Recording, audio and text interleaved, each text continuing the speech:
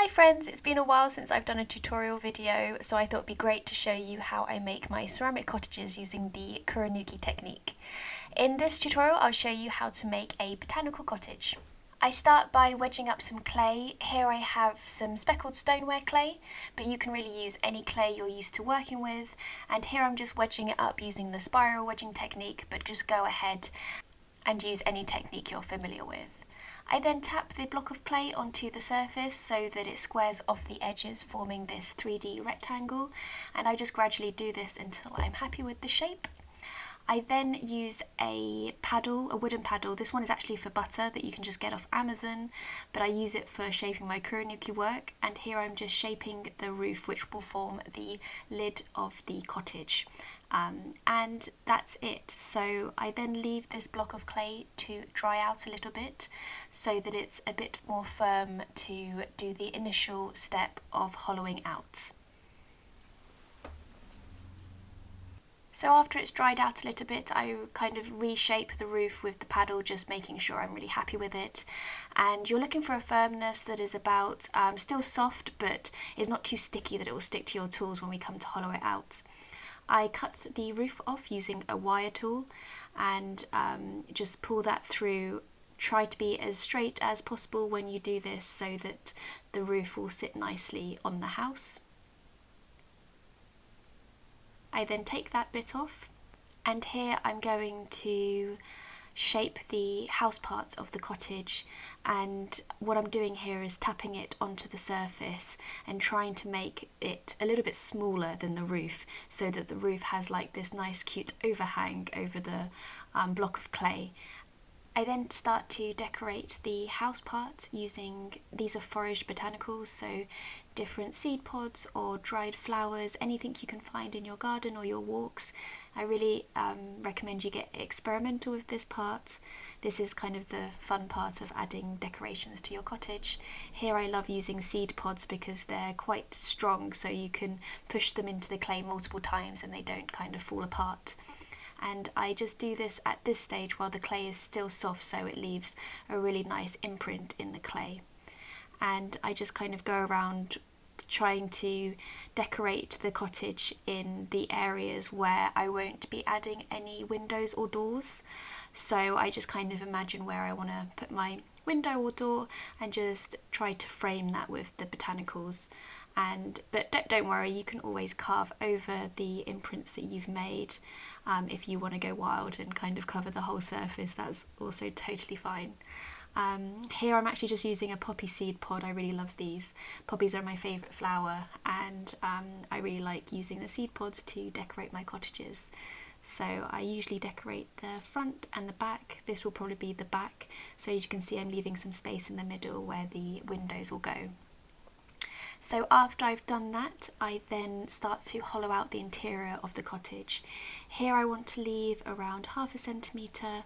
If you are kind of worried about carving through the wall, you can leave yourself 1 centimetre just so that you know for sure that you won't make a hole in the wall when you're doing this step.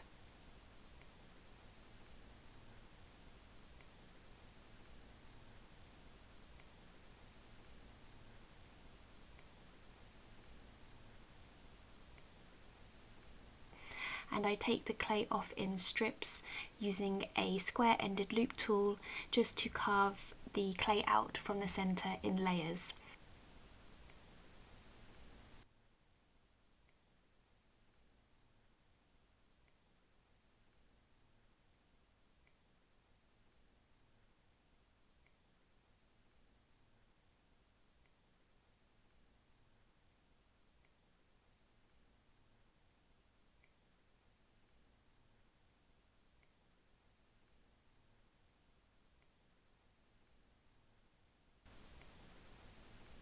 Once I've done that, I then smooth over the walls using the same tool, just so it's nice and smooth inside.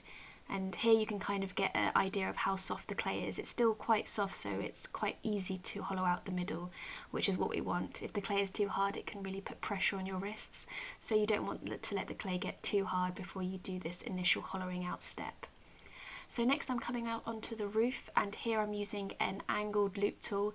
This one is kind of like has a sloped edge, which makes it easy to carve out the roof, which has an angle. It's not as kind of a square-sided box.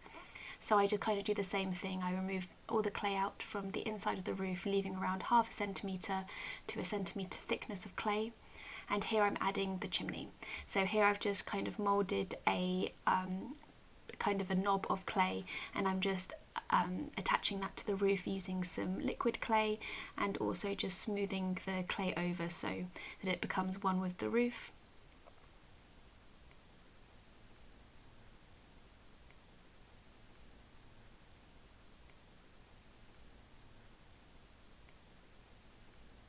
I then will add a hole in the middle because this wants to be a chimney where smoke can come out of. So I just stick in this is a wooden tool, but you can use a pencil or something like that to add a hole in the middle. Just make sure you brace the inside of the roof with your hand so that the roof doesn't collapse with the force. And then I just smooth out any kind of joins that adding the chimney has made, just so that it's nice and smooth. But we will come to carve this roof, so you don't have to be too perfect at this step. I then sit that roof on top of the house part to dry out, and here you want to let it dry out to around leather hard, where we will do the final carving. So you want it to be firm so that you don't make any distortions when you kind of apply pressure, but not too kind of hard that you can't carve it easily. So you want to be able to still like make an imprint with your fingernail, which is how I like to test it. So here I'm just smoothing over the bottom, and then I kind of bevel out the sides using this is a DIY tool used for filling walls, which I quite like to use for my carving. And this just gives the house a nice form, but also takes a lot of that weight out from the underneath part, because it can be quite tricky to get a lot of the clay carved out from the bottom. So you're just removing some of the weight by carving the outside.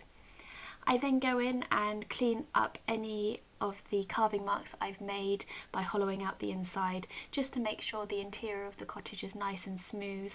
For that I was using this is a steel forged tool to kind of remove the clay from the inside, but you can use any loop tools, are also fine. And then I will start cutting out my doors and windows, which is quite fun. Here I'm cutting out the door with a scalpel, but you can use any kind of sharp knife. I just quite like these because the blades are quite thin, so you can make quite like detailed work.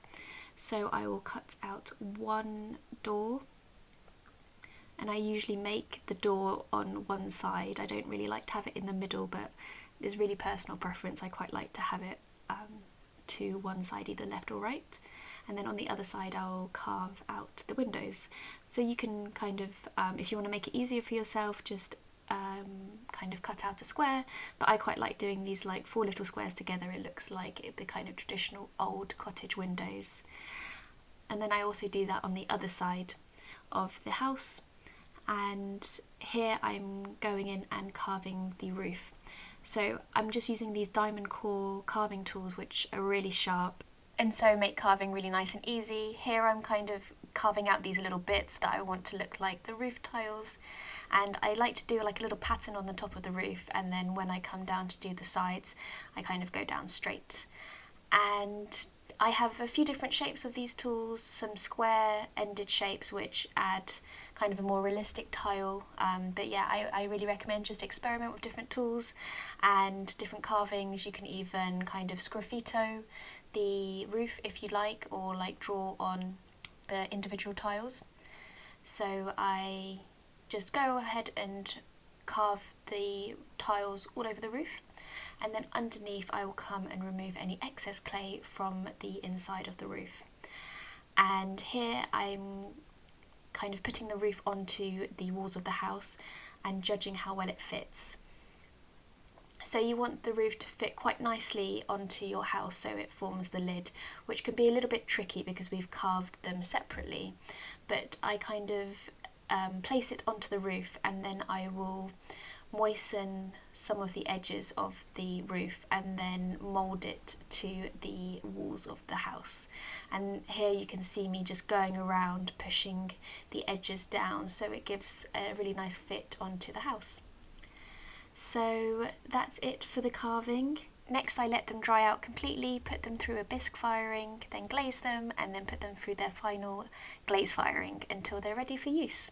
So here are some that I've made. The middle one you can see is the Botanical Cottage, and here they make really lovely lanterns if you want to put a tea light inside, but I also like to use incense cones with them. So if you pop an incense cone right under the chimney, the smoke will come out of the chimney and it will look like it has a smoking fire in that house, which looks really cute. So I hope you enjoyed that tutorial. Do let me know in the comments below if you have any questions or any other tutorials you'd like to see from us. I also link my cottages on my website for you, just in case you want to pick one up for yourself. And that's it for today. Happy pottering. Bye!